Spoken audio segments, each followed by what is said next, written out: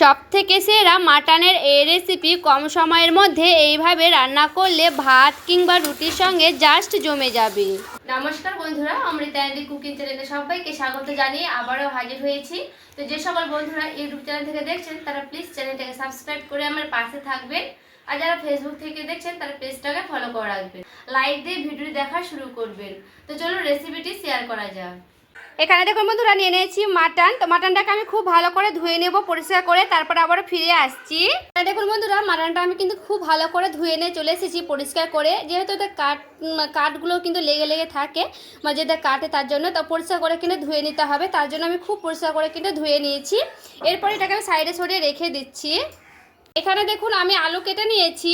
আমি কিন্তু আমার পরিমাণ মতো আলু দিয়েছি, আর আলুর সাইজগুলো দেখুন বড় বড় করে কেটেছি, যেহেতু মাটনে কিন্তু বড় বড় করে আলুগুলো খেতে ভালো লাগে, তার জন্য তো আলুটা কিন্তু আপনারা কম বেশি করে নেবেন। আর এখানে আমি নিয়েছি পেঁয়াজটা আমি পরিমাণ মতো কিন্তু দিয়েছি। এখানে আমি বড় বড় সাইজের 4টের মতো পেঁয়াজ দিয়েছি। এখানে দেখুন আমি কড়াই বসিয়ে দিয়েছি। কড়াইয়ে দিয়ে দিতে হবে তেল।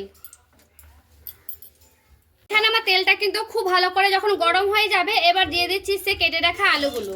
এখানে কিন্তু সরষের তেল দিতে হবে বন্ধুরা, এই মাংসটা কিন্তু সরষের তেলে ভালো লাগবে। এখানে আমি আলুগুলোকে খুব ভালো করে কিন্তু ভেজে নেব। এই পিঠটা হয়ে গেলে এরপরে কিন্তু আবার উল্টে নেব। তো উল্টে পাল্টে খুব সুন্দর করে কিন্তু লালচে লালচে করে ভেজে নিতে হবে। এখানে আলুটা যত ভালো করে কিন্তু ভাজা হবে তত কিন্তু ভালো হবে, কারণ সেদ্ধ হতে তাড়াতাড়ি কিন্তু হয়ে যাবে। তো আলুগুলোকে খুব ভালো করে কিন্তু আমি ভেজে নিচ্ছি। এখন আমি একটা মশলা রেডি করে নেবো এই মাটনটা রান্না করব, তার জন্য এখানে নিয়েছি আদা, নিয়েছি রসুন, নিয়েছি টমেটো একটা গোটা, আর নিয়েছি শুকনো লঙ্কা। লঙ্কাটা আপনারা কম বেশি করে নেবেন। এখানে কাঁচা লঙ্কাও কিন্তু দিতে পারবেন। তো এখানে আমি দুটো বড় বড় সাইজের রসুন নিয়েছি, মানে গোটা রসুন নিয়েছি। এখানে আমি একটা মিক্সিং বোল নিয়েছি, দিয়ে দিচ্ছি সেই মিক্সিং বোলে সবগুলো কিন্তু আমি দিয়ে দিচ্ছি। এখানে আমি গোটা আস্ত রসুনগুলো কিন্তু আমি রেখে দেবো, কারণ এই রসুনগুলো কিন্তু আমি রান্না করব, তার জন্য। এরপরে আমি এখানে দিয়ে দিচ্ছি পরিমাণ মতো জিরেটা অল্প করে দিতে হবে, বেশি কিন্তু জিরে দিলে ভালো লাগবে না। এরপরে দিয়ে দিচ্ছি জল অল্প করে। জল দিয়ে খুব ভালো করে একটা মশলা মিহি পেস্ট করে নিয়ে চলে আসছি, তারপরে আবারও ফিরে আসছি। এখানে দেখুন খুব ভালো করে মিহি পেস্ট করে নিয়েছি। এখানে দেখুন আলুটা আমরা খুব ভালো করে কিন্তু লালচে লালচে করে ভেজে নিয়েছি। এরপরে আমি উঠিয়ে নিচ্ছি। আলুটা কিন্তু এইভাবে খুব ভালো করে ভেজে নিতে হবে। এরপরে দেখুন দিয়ে দিচ্ছি দুটো তেজপাতা, দিয়ে দিচ্ছি গোটা লঙ্কা, লঙ্কাটাকে একটু ভেঙে দিলাম, দিয়ে দিলাম এর মতো দিচ্ছি এলাচ, এখানে দারচিনি আর লং দিয়ে দিলাম। এরপরে সামান্য করে দিয়ে দিচ্ছি চিনি। এরপরে এগুলোকে খুব ভালো করে নাড়াচাড়া করে নিচ্ছি। চিনিটা যতক্ষণ না গলবে ততক্ষণ না আমি একটু ভালো করে নাড়াচাড়া করে নিচ্ছি। এখানে আমার তেল লাগবে, তার জন্য আমি একবারে কিন্তু রান্না করব, তার জন্য দিয়ে দিচ্ছি আরও তেল সরিষার। এরপরে সেই মাটনগুলোকে আমি দিয়ে দিচ্ছি।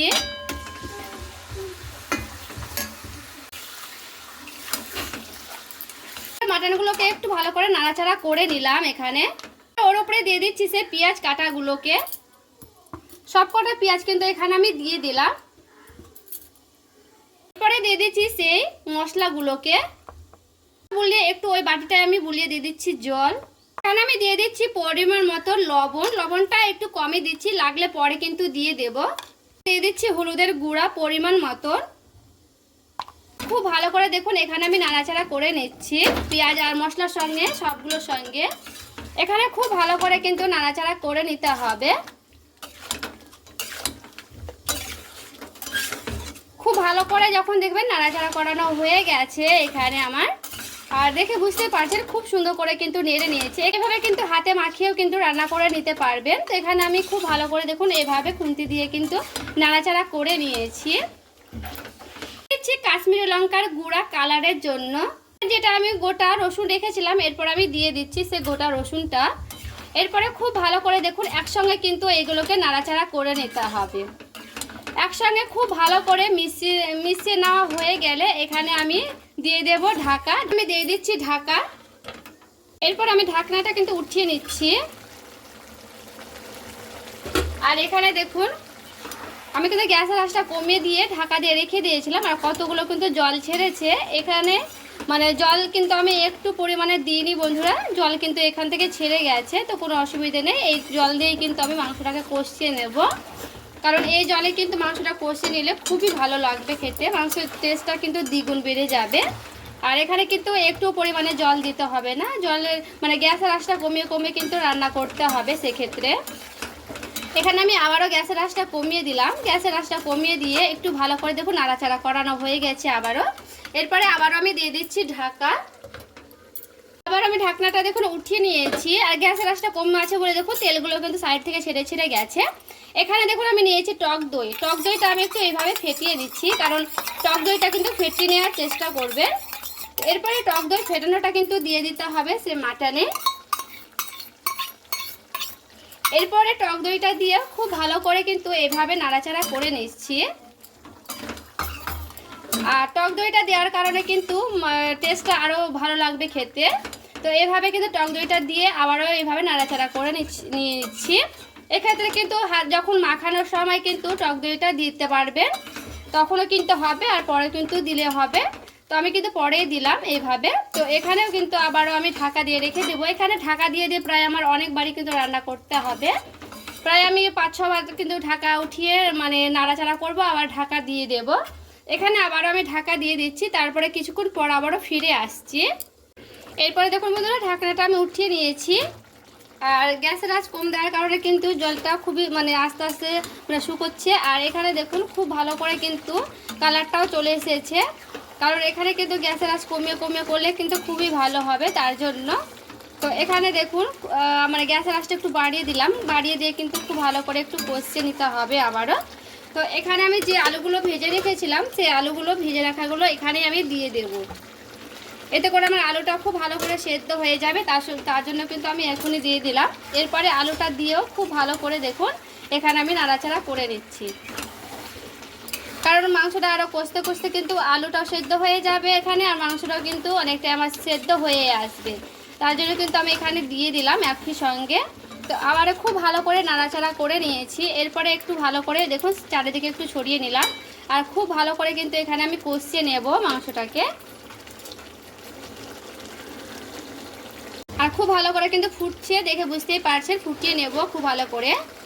এখানে আমি গ্যাসের আঁচটা বাড়িয়ে দিয়ে রেখেছি, আর গ্যাসের আঁচটা বাড়িয়ে দিয়ে কিন্তু খুব ভালো করে কষিয়ে নিতে হবে দেখুন। তার জন্য কিন্তু আমার এখানে যে মাংস থেকে জলগুলো ছেড়ে ছেড়ে গিয়েছিলো সেইগুলো কিন্তু একেবারে শুকনো হয়ে এসেছে। এখানে আমি কিন্তু এরপরে অনবরত নাড়তে থাকবো, কারণ এখানে কিন্তু নাড়তে থাকতে হবে যেন লেগে না যায় কড়াইয়ের গায়ে, তার জন্য এভাবে কিন্তু খুব ভালো করে কষে নিতে হবে। এই পেঁয়াজগুলো একেবারে যেন গলে যায় এভাবে কিন্তু গলিয়ে নিতে হবে। তো দেখে বুঝতেই পারছেন আমি খুব ভালো করে কিন্তু নাড়াচাড়া করছি, আর এখানে কিন্তু জলটাও আমার প্রায় শুকনো হয়ে এসেছে। এখানে আলুটা দেওয়ার কারণে কিন্তু আলুটা আমার প্রায় সেদ্ধ হয়ে আসবে। এখানে দেখুন বন্ধুরা খুব ভালো করে কিন্তু আমার মাংসটা কষানো হয়ে গেছে, দেখে বুঝতেই পারছেন। আর একটু গ্যাসের আঁচটা কমিয়ে দিলাম, কারণ কড়াই গায়ে যেন লেগে না যায় তার জন্য গ্যাসটা মানে গ্যাসের আঁচটা কমিয়ে কমিয়ে একটু ভালো করে আবারও 2-1 মিনিট একটু কষিয়ে নিতে হবে। এরপরে কিন্তু আমি খুব ভালো করে একটু চারিদিকটা একটু নেড়েও নিলাম খুব সুন্দর করে। এরপরে আমি এখানে দিয়ে দিচ্ছি জল, পরিমাণ মতো জলটা আমি এখানে দিয়ে দিচ্ছি, কারণ আলু মাংস কিন্তু সবগুলো সেদ্ধ হবে তার জন্য। প্রায় কিন্তু সেদ্ধ হয়ে এসেছে, তবুও কিন্তু অনেকটাই সেদ্ধ করতে হবে। এরপরে খুব ভালো করে দেখুন আবারও আমি একটু নাড়াচাড়া করে নিলাম। এখানে খুব ভালো করে কিন্তু এখানে নাড়াচাড়া করে নিতে হবে দেখুন। এরপর আমি খুব ভালো করে কিন্তু ফুটাতে রেখে দেবো, একেবারে কিন্তু টকবক করে ফুটে যাবে খুব সুন্দর করে। তারপরে কিন্তু আবারও ফিরে আসছি, আর আলুগুলো কিন্তু পারফেক্টলি সেদ্ধ করে নিতে হবে খুব ভালো করে। এখানে দেখুন খুব ভালো করে কিন্তু টকবক করে ফুটছে, আর সাইড থেকে কিন্তু তেলগুলো ছেড়ে ছেড়ে গেছে, দেখে বুঝতেই পারছেন। এইভাবে কিন্তু খুব ভালো করে ফুটিয়ে নিতে হবে। আর আমি একটু নেড়েও দেখাচ্ছি দেখুন। এখানে কিন্তু আমার দেখতে হবে যে আলুটা পারফেক্টলি সেদ্ধ হয়েছে কিনা। তো এখানে আমি দেখে নিই, দেখুন আলুটা কিন্তু আমার মানে আরও সেদ্ধ হতে হবে। এখানে আমার পুরোপুরি আলুটা কিন্তু সেদ্ধ হয়ে যায়নি, মানে আরও 4-5 মিনিটের মতো একটু রাখলেই কিন্তু সেদ্ধটা হয়ে যাবে। আর পুরোপুরি সেদ্ধ না হলে কিন্তু ভালো লাগে না, তার জন্য। তো এখানে খুব ভালো করে দেখুন আবারও আমি এইভাবে রেখে দিচ্ছি, আবারও খুব ভালো করে কিন্তু ফুটিয়ে নিচ্ছি, আলুগুলো পারফেক্টলি সেদ্ধ করে নিচ্ছি। তারপরে আবারও ফিরে আসছি। এরপরে দেখুন দিয়ে নিয়েছি গরম মশলা, বেটে নিয়েছি। এখানে কিন্তু গরম মশলা বাটাটা দিলে খুবই ভালো হবে। তো এখানে আমি গরম মশলাটা দিয়ে হালকা করে কিন্তু আলতো হাতে একটু নাড়াচাড়া করে নিচ্ছি। আবারও গরম মশলা দিয়ে কিন্তু আর ফোটাবো না, এরপর আমি নামিয়ে নিচ্ছি, তারপরে আবারও ফিরে আসছি। এই যে দেখুন বন্ধুরা, রেডি করে নিয়ে চলে এসেছি। আর দেখুন কালারটা কত সুন্দর এসেছে। আর খাসি মাংস কিন্তু এইভাবে রান্না করলে দুর্দান্ত লাগে। এই রেসিপি একবার হলেও কিন্তু এইভাবে ট্রাই করে দেখতে পারে, অবশ্যই একবার হলেও এইভাবে ট্রাই করে দেখবেন। আর দেখুন দেখতে কতটা সুন্দর হয়েছে, আর আলু কিন্তু পারফেক্টলি সেদ্ধ হয়েছে খুবই সুন্দরভাবে। তো আজকের রেসিপি ভালো লেগে থাকলে লাইক কমেন্ট শেয়ার করে দেবেন। আর রসুনটা দেখুন কত সুন্দর লাগছে। সকলেই ভালো থাকবেন, সুস্থ থাকবেন। দেখা হচ্ছে আরও একটি রেসিপির সঙ্গে।